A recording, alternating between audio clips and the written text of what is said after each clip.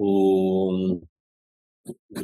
श्री गौर्या सकलार्थदं निजपदां भोजेन मुक्तिप्रदं प्रौढं विघ्नवनं हरन्तमनघं श्रीधुण्डितुण्डासिना वन्दे चर्मकपालिकोपकरणैर्वैराग्यसौख्यात् परम् नास्तीति प्रदिशन्तमन्तविधुरम् श्रीकाशिकेशं शिवम् शङ्करं शङ्कराचार्यं केशवं बादरायणं सूत्रभाष्यकृतौ वन्दे भगवन्तौ पुनः पुनः। ईश्वरो गुरुरात्मेति मूर्तिभेदविभागिने व्योमवद्व्याप्तदेहाय दक्षिणामूर्तये नमः। ओम शांति शांति शांति।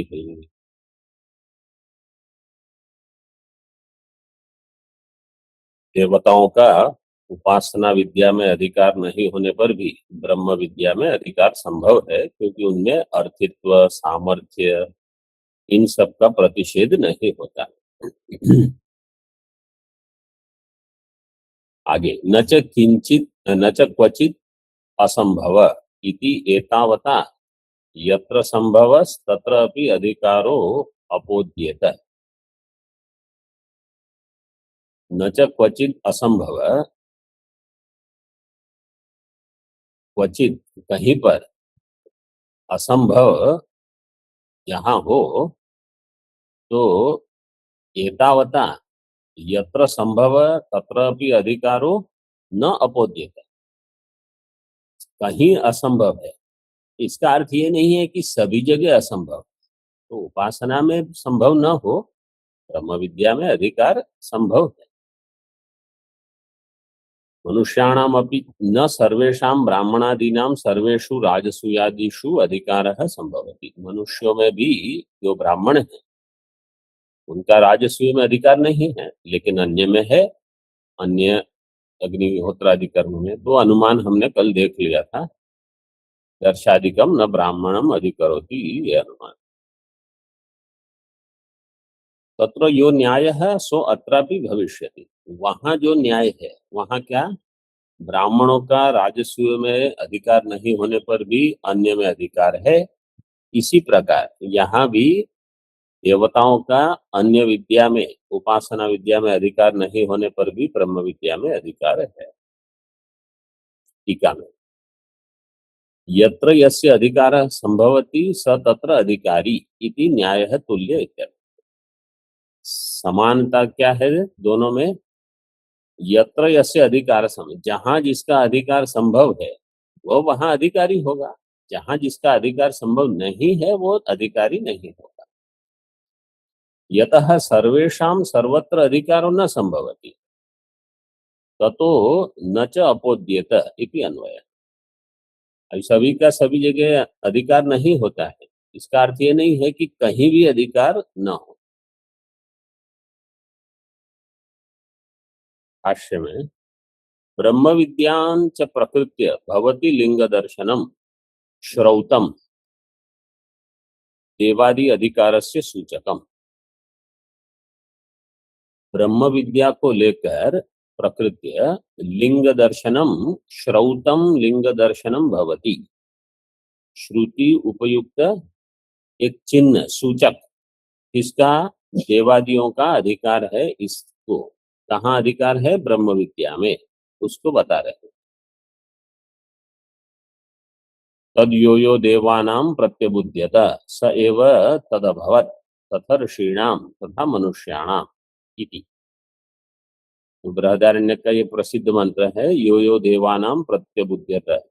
जो जो देवताओं में जिनको ब्रह्म का ज्ञान हो गया वो ब्रह्म स्वरूप हो गए। इसी प्रकार ऋषियों में भी जिसको ब्रह्म ज्ञान हुआ वो ब्रह्म रूप हो गए, मनुष्यों को भी वो भी हो गए। अभी ये हम कहेंगे ये श्रुति है, ये श्रुति है 1:4-10 बृहदारण्य को। भाष्यकार भगवान ने क्या कहा? ये लिंग है, श्रौत लिंग है। लिंग और श्रुति में भेद क्या हो गया?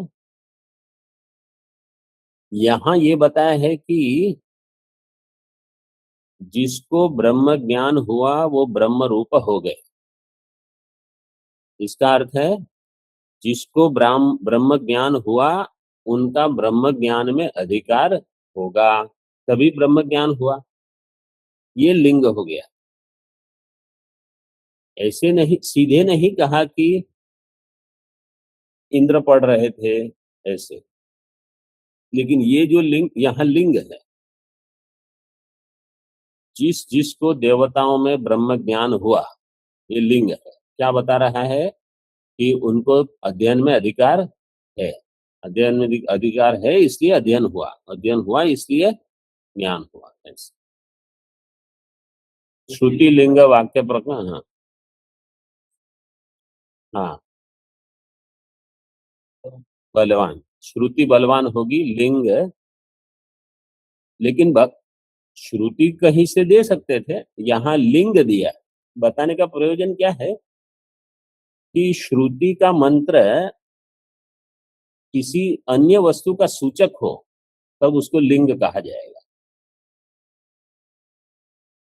तत् ब्रह्म यो यह देवादीनां मध्ये प्रत्यक्तेन। श्रुति श्रुति दे सकते हैं, श्रुति कैसी होगी फिर?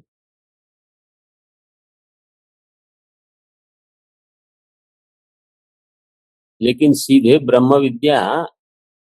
अब जैसे अगर कोई कहेगा कि छांदोग्य उपनिषद अष्टम अध्याय में वो इंद्र पढ़ रहे हैं ब्रह्मा जी से, वो देवता है और वो अध्ययन कर रहे हैं।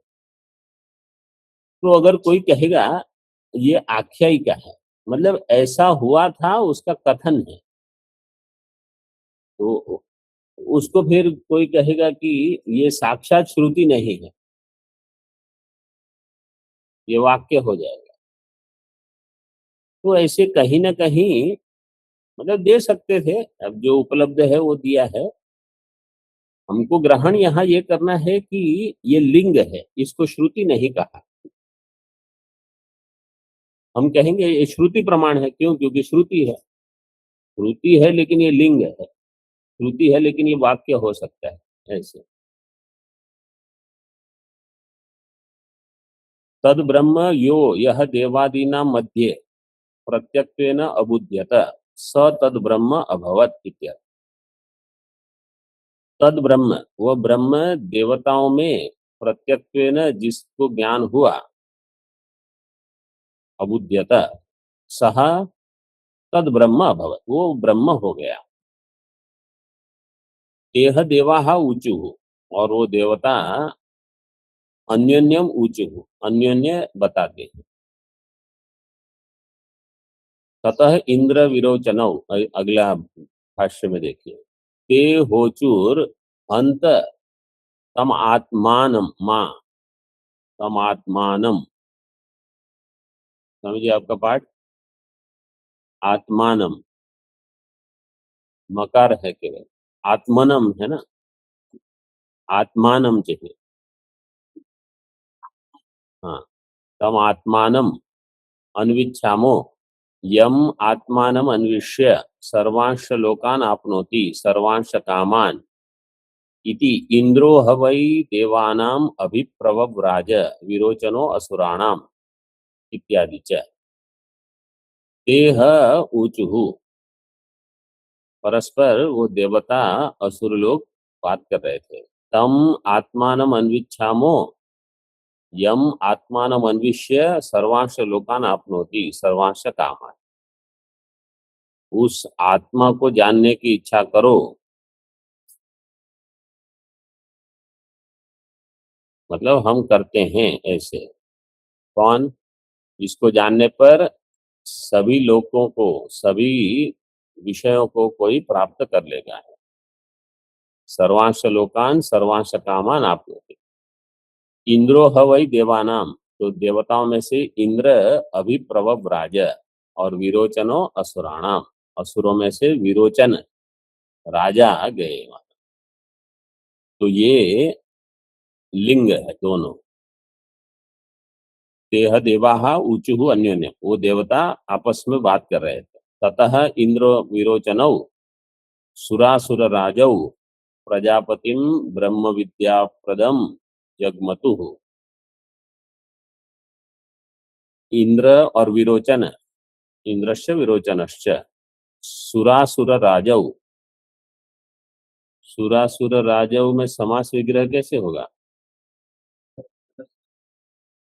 सुरराजा सुरराजा च असुरराजा च। इसका अलौकिक विग्रह कैसे होगा? राजा, अगर राजन प्रातिपदिक है तो द्वितीय क्या होना चाहिए, द्विवचन क्या होगा? राजा नौ होना चाहिए। यहाँ क्या दिया? तो प्रातिपदिक क्या होगी? राट, राट राजव राज, सुरराट असुर राट, सीधे बन जाएगा राट शब्द। तो सुरराट च असुरराट च इति सुरासुर राजौ। अब प्रातिपदिक लेकिन यहाँ क्या होगी? राट होगी। राजा सखी व्यस राजदीप्त, हाँ, प्रजापतिम ब्रह्म विद्या प्रदम जगमतु इति च लिंगांतरम अस्ति। ये भी लिंग है। देखो, लिंगांतरम अस्ति, ये भी श्रुति ने ही कहा, इसको भी लिंग कहा इत्यर्थ। किमत्र ब्रह्मामृतम इति गंधर्व प्रश्ने याज्ञवल्क्य उवाच तम इति मोक्ष धर्मेषु श्रुतम देवादीनाम अधिकार लिंगम इत्याह। और याज्ञवल्क्य और गंधर्व स्मार्तम कहा, स्मार्तम भी गंधर्व याज्ञवल्क्य संवाद है। तो गंधर्व ने पूछा कि वो ब्रह्म अमृत क्या है? गंधर्व, किमत्र ब्रह्म अमृतम इति गंधर्व प्रश्ने याज्ञवल्क्य उवाच तम इति मोक्ष धर्मेषु श्रुतम देवादीनाम अधिकार लिंग। मोक्ष धर्म में देवादि का अधिकार है, ये लिंग बता दिया। यथा बालानां गोलकेषु चक्षुरादि पद प्रयोगे अपि शास्त्रज्ञैर्गोलकातिरिक्त इंद्रियाणि स्वीक्रियन्ते तथा। अब ये अगला है, ज्योतिरादौ सूर्यादि शब्द प्रयोगे भी विग्रहवत देवता स्वीकार्य इत्याह। देवताओं का विग्रह है कि नहीं? तो जैमिनी महर्षि ने सूत्र में कहा था, ज्योतिष जो है वहां ज्योतिषी भावाच्य, वो ज्योतिषी में अचेतनत्व है। तो उसको लेकर अभी अर्थ करते हैं कि जैसे बालक गोलक में चक्षुरादि पद का प्रयोग करते हैं, यही मेरी चक्षु है ऐसे। लेकिन शास्त्रज्ञ जो है वो जानते हैं कि गोलक अतिरिक्त एक इंद्रिय है जिसको चक्षु शब्द का प्रयोग कहाँ वहां किया जाएगा। इसी प्रकार ज्योति में भी ज्योतिरादौ सूर्यादि शब्द प्रयोग में से शास्त्रज्ञ जो है वो क्या समझते हैं? विग्रह वाले एक देवता है, यहाँ विग्रहवत देवता स्वीकार्या इत्याह। यदपि उक्तम ज्योतिषी भावाच इति अत्र ब्रूमः। तो ये जो आपने सूत्र कहा उसको लेकर बताते हैं। अत्र ब्रूमः ज्योतिरादि विषया अपि आदित्यादयो देवता वचनाः शब्दाः शब्दाः चेतनावत चेतनावंतम ऐश्वर्यादि उपेतम तम तम देवतात्मानं समर्पयन्ति मंत्रार्थवादादिषु तथा व्यवहारात्। ज्योतिरादि विषया अपि आदित्यादयो देवता वचना। ज्योतिरादि विषयक आदित्यादि जो देवता वचन वाले शब्द हैं, आदित्य शब्द ज्योति को बताता है और आदित्य शब्द देवता को भी बताता है। तो मुख्य अर्थ देवता लेना है, गौण अर्थ ज्योति। इसलिए देखो, ज्योतिरादि विषया अपि आदित्यादयो देवता वचनाः शब्दाः वो देवता कौन है? चेतनावंतम ऐश्वर्यादि उपेतम, जो चेतना वाले हैं, जिसमें ऐश्वर्य है, उस देवतात्मानम समर्पयन्ति। समर्पयन्ति का कर्ता कौन है? शब्दाः। शब्दाः। मंत्रार्थवाद में इसी प्रकार व्यवहार होता है। तथा चेतनत्वेन व्यवहाराद इत्यर्थः। एकस्य जड़ चेतन उभय रूपत्वम कथम तथा। एक में जड़ और चेतन दोनों कैसे होंगे? अस्ति ही ऐश्वर्य योगात् देवतानां ज्योतिरादि आत्मभिश्च अवस्थातुम यथेष्टंच तंतं विग्रहं ग्रहीतुम सामर्थ्यम। अस्ति ही ऐश्वर्य योगात् देवतानां ज्योतिरादि आत्मभिश्च। ऐश्वर्य का योग होने से देवताओं में चैतनत्व, और ज्योतिरादि से संयोग होने से जड़त्व भी है। तो अवस्थातुम यथेष्टम च तंतम विग्रहम गृहीतुम सामर्थ्य। तो यथेष्ट प्रकार से, जैसा यथा योग्य आप अर्थ संदर्भ को लेकर करते हैं। तो शरीर धारण करना, विग्रहवत होना संभव है। तथा ही विग्रहवत्तया देव व्यवहार श्रूयते। इसलिए विग्रहवत होकर देवताओं का व्यवहार देखा गया है। कहाँ देखा गया है उसका उदाहरण देते हैं। तथा ही श्रूयते सुब्रह्मण्यार्थवादे मेधातिथेर मेषेति। मेधातिथिम काण्वायनम इंद्रो मेषो भूत्वा जहार इति। सुब्रह्मण्य अर्थवाद, सुब्रह्मण्य अर्थवाद ऐसा वेद में कोई प्रसंग होगा। इसमें कहते हैं मेधातिथे हे मेष इति। मेधातिथिम काण्वायनम। काण्वायनम, इसमें क्या प्रत्यय लगा? पक प्रत्यय लगा। पक प्रत्यय लगने से आयन लग गया। तो काण्व ऋषि का नाम है कण्व। कण्व ऋषि के पुत्र का नाम हो गया, उसका अपत्य काण्वायन, काण्वायनम। यहाँ उनके पुत्र का ही नाम दिया है ऐसे। हाँ, लेकिन यहाँ उनके, हाँ, युवापत्य। श्रुति में युवापत्य चतुर्थ पीढ़ी, तो तृतीय, अगर गोत्रापत्य होगा तो तृतीय पीढ़ी में हो जाएगा। इसमें क्या बताना चाहते हैं? काण्व ऋषि का जो अपत्य था, उसका अपहरण किया किसने? इंद्र ने। क्या होकर? मेष बनकर। मेषो भूत्वा, इंद्रो मेषो भूत्वा काण्वायनम जहार। उसका अपहरण कर दिया भेड़ बन के। और उस पुत्र का नाम था मेधातिथि। मेधातिथिम काण्वायनम। सुब्रह्मण्य उद्गात्र गणस्थ ऋत्विक तत्संबंधी यो अर्थवाद है। सुब्रह्मण्य ये उद्गात्र गण है, उसके जो ऋत्विक होते हैं उनके संबंधी अर्थवाद है। इंद्र आगच्छ इत्यादि। तो इंद्र को आगच्छ आगच्छ इह तिष्ठ करके बुलाते हैं इंद्र को। तत्र मेधातिथे है मेष इति इंद्र संबोधनम श्रुतम। इंद्र के लिए संबोधन है मेष। तद व्याचष्टे मेधा इति। मुनिम मेषो भूत्वा जहार इति। मुनिम मेषो भूत्वा जहार। तो मेष कौन बना? इंद्र। मुनि, मुनिम जहार। मेषो नहीं, मेषो, मेष का अर्थ है इंद्र। मुनिम जहार, मुनि को लेके गया।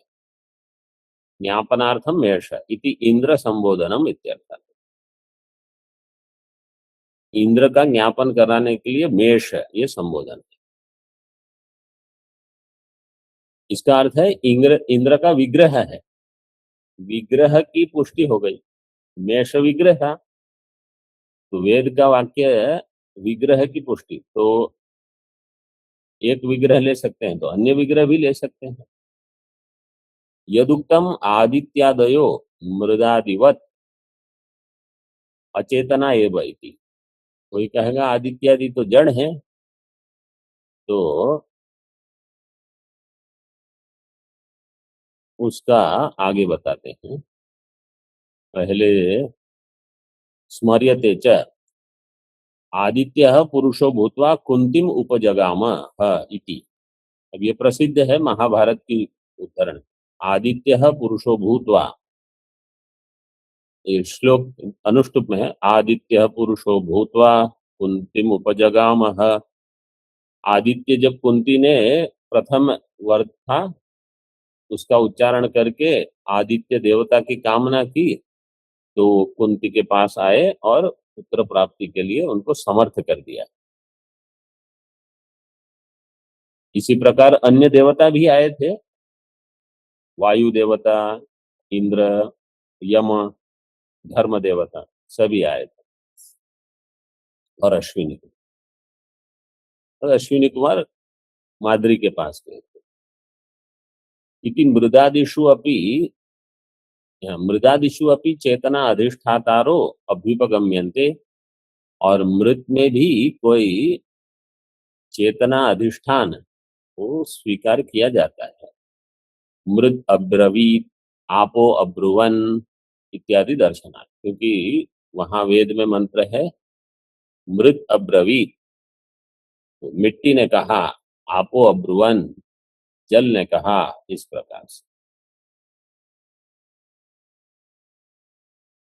जड़ और अजड़, तो देखिए आप कहते हो केवल अचेतन होते हैं, ऐसा नहीं है। सर्वत्र जड़ा जड़ांश द्वय सत्वात्, सभी जगह जड़ अजड़ अंश दोनों होते हैं।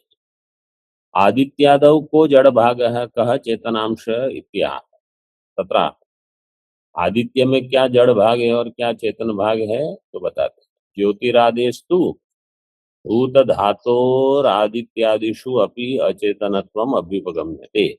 चेतनासु अधिष्ठितारो देवतात्मानो मंत्रार्थवादादिषु व्यवहारात् इति उक्तम्।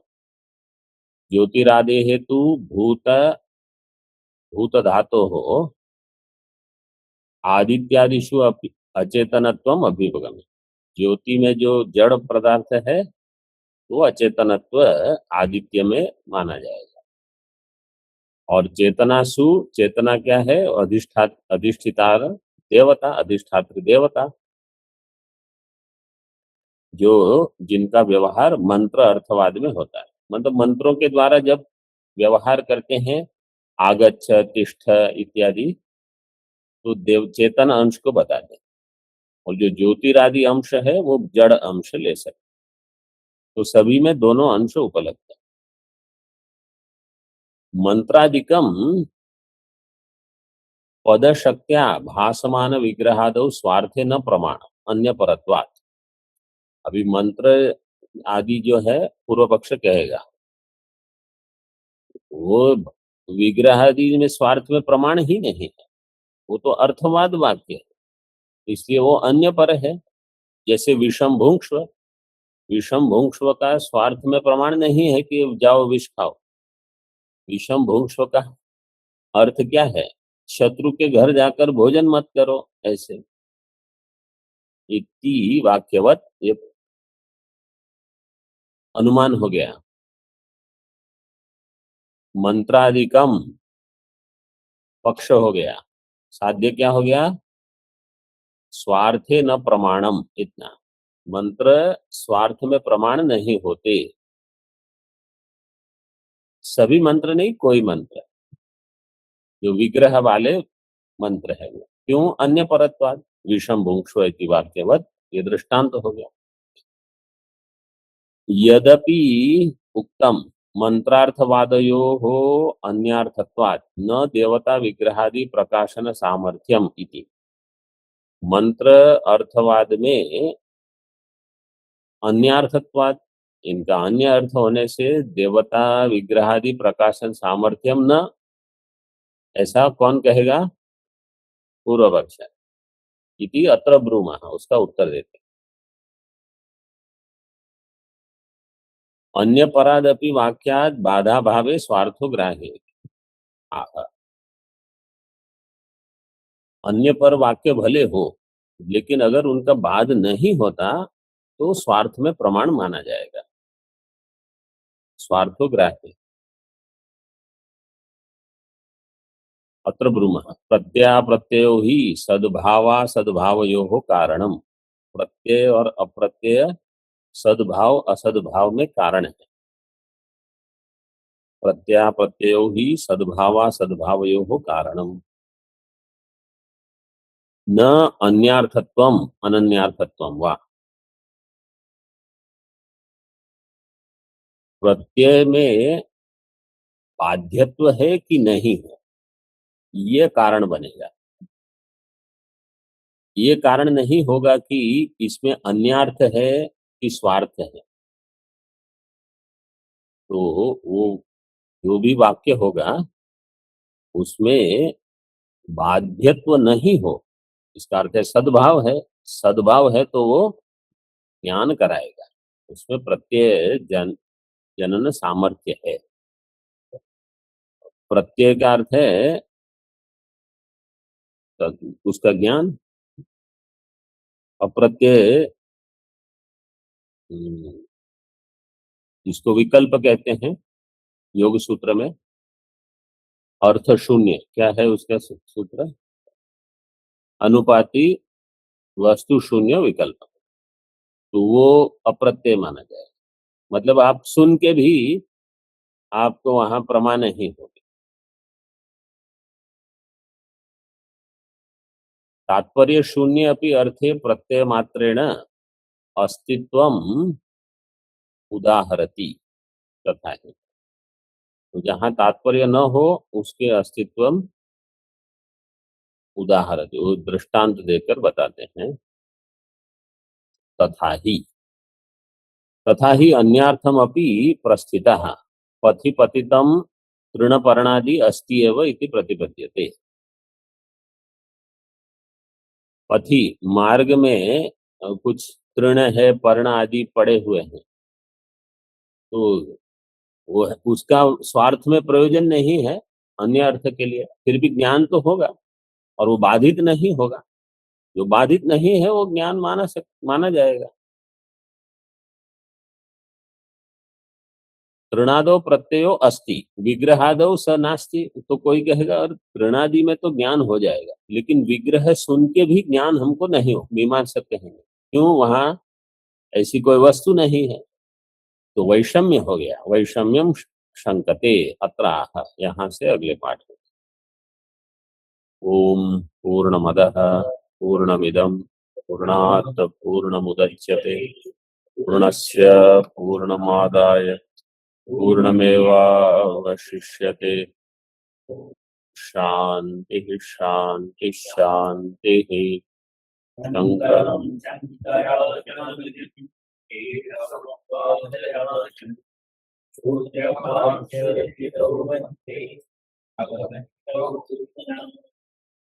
ईश्वरो गुरुरात्मेति मूर्तिभेदविभागिने व्योमवद्व्याप्तदेहाय दक्षिणामूर्तये नमः। ओम शांति शांति शांति।